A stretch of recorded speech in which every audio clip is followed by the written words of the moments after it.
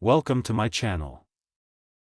How to log into 192.168.1.254 router admin page.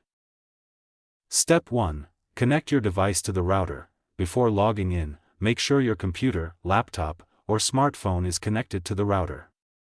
You can use either a Wi-Fi connection or an Ethernet cable. A stable connection helps prevent login issues. Step 2. Open your internet browser. Launch any web browser you prefer, such as Google Chrome, Microsoft Edge, Firefox, or Safari. Make sure the browser is updated for the best performance. Step 3. Type 192.168.1.254 in the address bar. Click on the browser's address bar and enter 192.168.1.254, then press enter. Be careful not to type it into the search box, or you'll be taken to search results instead of the router login page.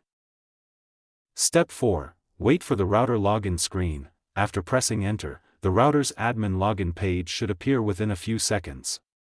If it doesn't load, check that your device is connected to the router and try refreshing the page.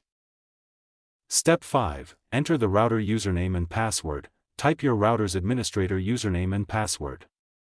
If you have never changed them, check the label on the bottom or back of the router or refer to the user manual for the default login details. Step 6. Sign in to the admin dashboard. Click the Login or Sign In button.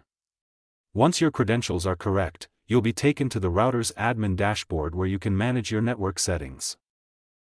Step 7. Change Wi-Fi password, optional. To keep your network secure, you can update your Wi-Fi network name, SSID, and create a strong password. Choose a unique password that includes letters, numbers, and symbols.